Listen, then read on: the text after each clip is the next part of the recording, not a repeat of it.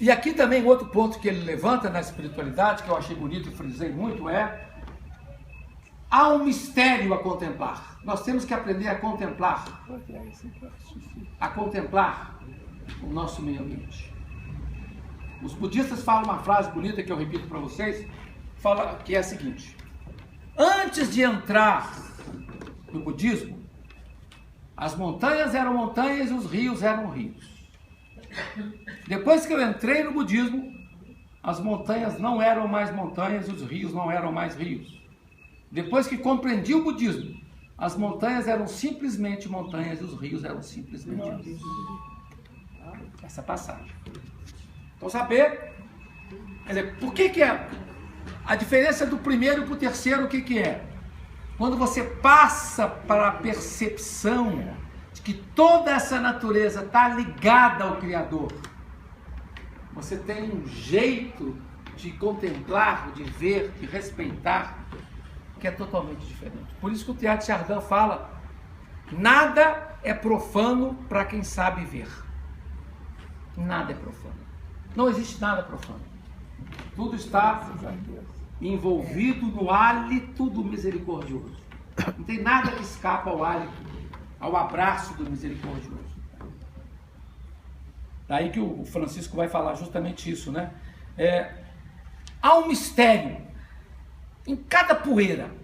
Isso os budistas falam muito. Um dos maiores mestres do budismo Zen, Dogen, ele fala: em cada pozinho de poeira existe toda a escritura. Todo o mistério de Deus está resumido num pozinho de poeira. Saber ver em cada grão, em cada folha, em cada floração, em cada criança, em cada semelhante, a presença do Criador. E aqui eu vou citar o Francisco, ele fala o seguinte, né? O ideal é perceber um mistério a contemplar numa folha, numa vereda, no orvalho e no rosto de um pobre. Saber contemplar o mistério de Deus em cada criatura, em cada vento, em cada rumor, em cada criatura. Isso é de uma... Por isso que todo o tema que eu tenho trabalhado muito, eu não botei esse tema aqui não, mas eu vou falar dele o tempo todo. Eu chamo isso de mística do cotidiano. A mística do cotidiano, do dia a dia. Há uma imanencidade, a beleza do imanente, do que está aí. Aí eles perguntavam, por exemplo, para os mestres budistas, o que os grandes mestres do budismo faziam? Aí eles respondiam: simplesmente bebiam chá e comiam arroz. Isso aí, simplesmente isso. Simplesmente viver. E Thomas Merton, que foi mestre de noviços nos Estados Unidos, ele falava para os noviços deles assim: contemplar é simplesmente viver. Viver com os olhos abertos, né? Atento a cada gesto dinâmico da criação. Pode perguntar.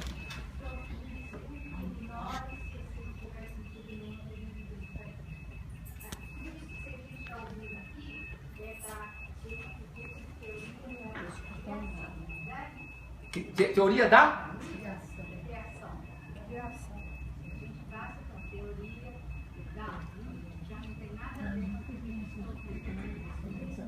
Darwin tem tudo a ver com o que eu estou falando aqui. Claro, tem nenhuma incompatibilidade. Inclusive, que é mais darwinianismo do que achar que nós somos filhos da terra, somos frutos do pó, que não tem nenhuma excepcionalidade do ser humano. O ser humano está ligado a essa dinâmica. Isso é profundamente ligado a essa reflexão mais ampla. Então, qual que é o desafio que Francisco nos coloca? Isso é importante para nós. Encontrar a Deus em todas as coisas. O Evangelho Apócrifo de Tomé fala assim: corte a madeira com o machado e eu estarei lá dentro. Quer dizer, isso é do Evangelho Apócrifo de Tomé, né? Então, ou seja, tudo está cheio de Deus, como diz o Salmo. Toda a terra está cheia de Deus. Toda criatura. Então essa dinâmica de você não precisa sair, se retirar do mundo para poder experimentar a Deus.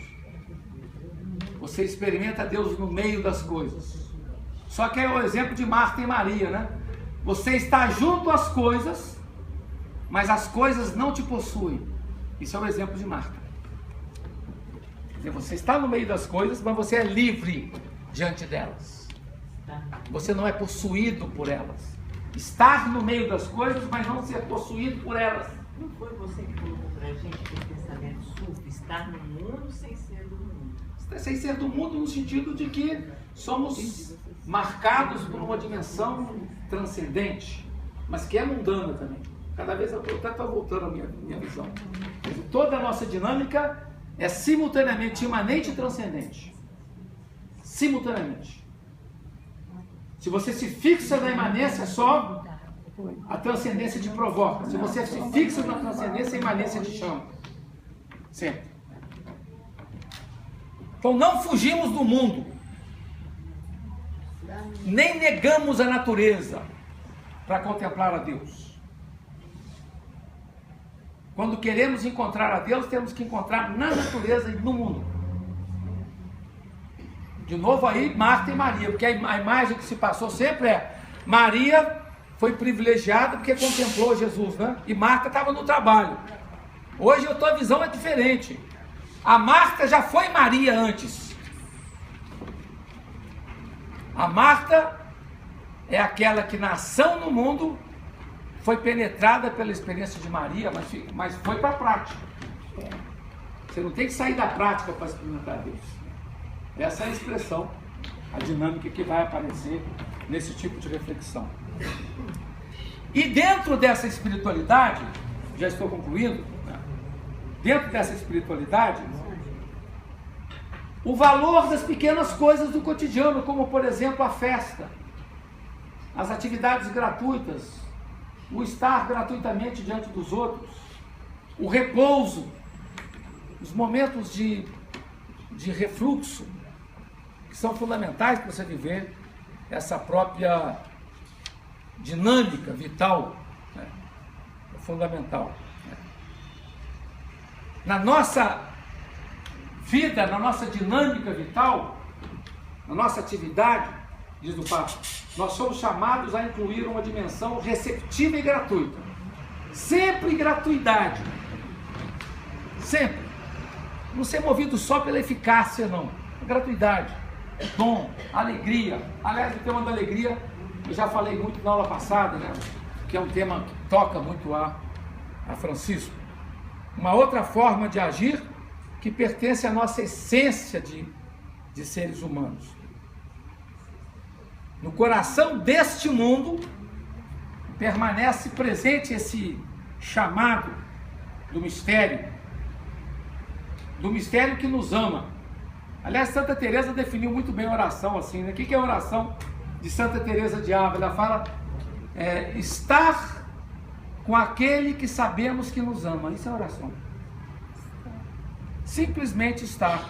Os budistas falam assim, simplesmente sentar. É o zazen, né? Vocês já viram a meditação zazen? Você senta. Aliás, senta diante da parede para não ter nada que te distraia. Imagina você ficar sentado diante da parede durante horas, até que a parede explode. E vocês falam. Você começa a perceber que você está ligado a tudo. Então os budistas falam simplesmente sentar. Né? Nós católicos falamos simplesmente estar. Né? Estar aí disponíveis, estar alegres, estarmos tranquilos. Pode perguntar. Sempre que você fala tudo isso, me passa um pouquinho a coragem do ser humano, coragem mesmo física, a coragem física de fazer isso tudo. Você vê, por exemplo, um acidente, e aí você quer ajudar, mas falta coragem. Isso me impressiona. Eu não consigo, às vezes, ajudar. Sim, mas você tem muitas formas de ajudar, né? Muitas formas de ajudar, não só quando você tem um impedimento físico para fazer um gesto de ajuda, você tem outros mecanismos de ter relação. Acho que esse é o elemento fundamental. Mas o que ele chama então a atenção é interessante que o tema da encíclica é a Terra e ele conclui a encíclica falando da espiritualidade. E até o dia da Terra foi Agora vai ser marcado o dia 1º de setembro. o dia da Terra. Eu tinha trazido também um texto do Rubem Alves, um texto, se eu achasse na minha internet, se eu acho, eu concluo lendo para vocês.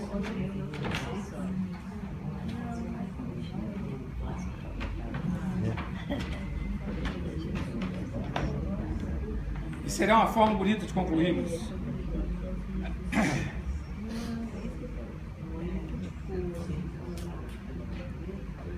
Vou terminar lendo então um poema. Eu estou escrevendo esse livro, eu falei para vocês, eu e Carlos Brandão, que é um antropólogo, em que creio eu. Aí ele me sugeriu ontem de botar um texto do Rubem Alves